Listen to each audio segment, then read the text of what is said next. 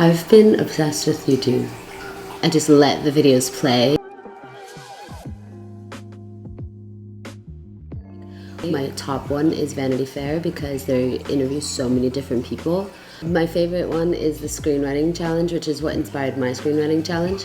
And while I wasn't able to write a scene or a script in 6 minutes, they did that, or 7 minutes, I believe. Is it 6 or 7? I'm not sure, but either way, they did that, and it really just sprung me on a whole other like binge, you know what I mean? So then now I'm watching all these actors who, you know, break down their careers and everything, and I'm watching like ones where, you know, a lawyer will review a movie, you know, and the court scenes and stuff, and it's just so fascinating to see how either accurate or inaccurate a film is compared to like real life and everything. My gosh, some of their freaking videos is like, wow. My second one would be Eamon and Back, which Eamon and Back is a travel vlog YouTube. So they live in a van. And what was really interesting is how they have lived in that van for about 3 years.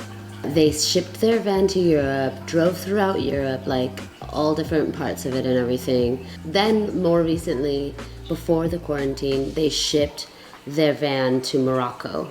And then they had to abandon their van in Africa to come back home because, you know, like, it's just obviously safety reasons and everything. But yeah, and I'm like, wow, and just their entire YouTube is more like a story, like the way that you would watch a show, you know, it's very much like that. It's sort of like they are very much like episodic, like the things that they talk about in this video can reference the one that, you know, they did 2 days ago type of thing, or 2 weeks ago. I guess technically for me it's like 2 days ago because I've been binge watching them. They have one where their van was broken into and they took everything, and I'm like, I don't even know how I would feel. Like even right now it gives me like chills of like, wow, you know, imagine, oh my gosh, like, wow, oh my gosh, like imagine having your stuff sort of like your space, not even your stuff. It's not even about the materialistic part of it. It's more of like just a violation of privacy, and they were taken advantage of and all of that. Like they are not afraid to post their personal life and everything in a good way, sort of like, you know, in that video, they were sort of trying to be positive and everything. They're like, okay, you know, you started off with like something negative that happened, and then how are we learning from it, and how are we growing from it, and how are we going to keep moving? And it's just, their partnership seems so strong, you know what I mean? Like they've got each other's backs, you know, that type of thing. So Eamon and Back, awesome. Makes me think like when I'm dating someone, you know, just a quick message for you, babe. We need to do that. We need to go on a van adventure. That's definitely happening. If you're not about it, we can't make this happen. All right. So number 3 would be Most Amazing. I think that's what it's called because it's like like the 10 most amazing, or my top 10 thing. I forgot what the entire channel's called. Most Amazing Top 10, I think, is something. But anyway, you'll see it anyway. And yes, oh my gosh. Okay, so they, what they do is they sort of like have this entire channel that is dedicated to like horrible stories, like scary stories. I mean, you know, like it's most of it. It's not everything, but I watched quite a bit, and a lot of it is like the 10 most disturbing things, or 10 most scary Home Alone stories, like things like that. And you're just like how could that have actually happened? You know, these types of things, and it's so fascinating. It's so interesting. Like you just sort of, that was another one where I was just letting the channels the videos just keep rolling. And there was a point where I had like 5 tabs open with 5 videos of their channel that I wanted to watch. Like, so they're really addicting. You have been warned. But check them out if you really like horror and you really like that sort of like true crime type stuff. It is very interesting and really creepy. Okay, so then another one that I'm obsessed with is Vogue.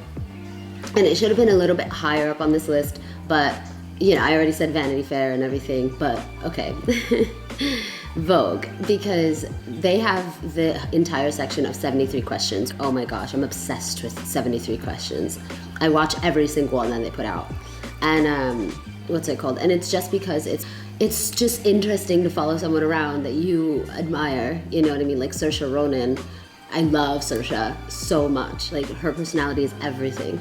And hers is my favorite because she's so Irish.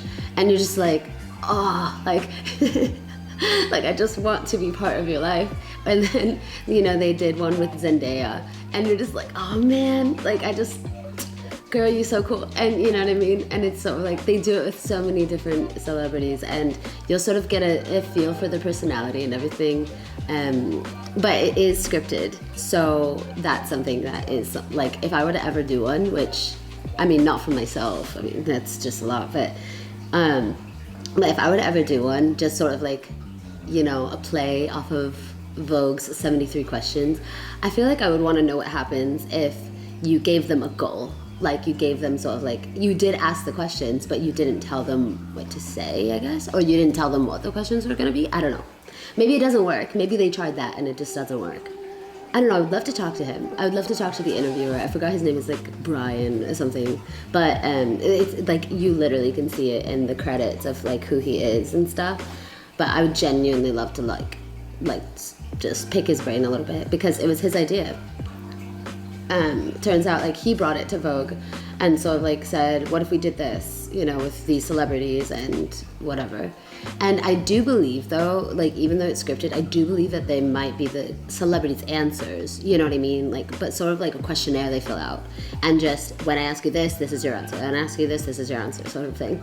Not like, it's because they're not going to be like 30-minute interviews. You know what I mean? It's uncut. So I fully respect the fact that it could be scripted because that would be so difficult. You'd have to constantly, if they mess up almost to the end, you know what I mean? Then you have to film the entire thing all over again. There is no, you know, trick of the camera. There is none of that. You can't do that.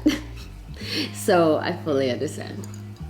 All right, so then the fifth one, last but not least, what if? This channel has piqued my interest the moment I saw the title, What If Blank? And it is like full of things of like, what if, you know, humans lived forever? What if the megalodon still existed? What if we lost gravity for 5 seconds? Like, yo, you know, it just piqued my interest because they're not 20-minute videos like the way that I've said the other ones are, right? Like the most amazing thing. It's just like, you feel like you can really just get all of the information in like 5 minutes and you're just sort of learning so much about why something would happen or why it wouldn't happen. You're sort of like, this is the physics of it. Or, you know, this is the reason why it could happen, but likely it won't. Like, I believe that there was one about the zombie apocalypse and stuff, and there is one about the zombie apocalypse, because this is when I learned about zombies do exist technically, just not human zombies. And there are ants or something that, I think that they're ants, and they resurrect after they die. All right, so that's my top 5 of channels I'm obsessed with right now. And it's mainly because I need inspiration, you know, which I do also plan on making a video about that. So if I did, then you'll see it. If not, then you gotta wait. But I do really plan on doing that, mainly because I know exactly what it feels like to feel like, man, I don't really want to get out of bed today. And I've been very transparent with you guys and sort of like, you can see my mental breakdowns almost. And you can absolutely see the difference between when I'm feeling good and when I'm not. You know what I mean? And so I know what that feels like. I know what it feels like to sort of feel like you're the only one who feels this and you feel horrible. You don't want to make any videos or do any work or paint or do whatever it is that you do. Mainly it's just a burnout, you know, and you'll get through this. And if I can get through it, you can too. And it will probably happen again. I'm going to be real, but you know, next time you'll know exactly what to do in order to sort of get that charge of inspiration back. You know, you just gotta refill your cup, man. That's it. It's not like this. It's not a big question, and I think that's the hardest part. Is that like it's not a quick fix. It's just sort of like you just need to know what you need to do. All right. So that being said, I will enjoy the rest of my coffee. It is still warm. I did really good. And I will see you guys in my next video.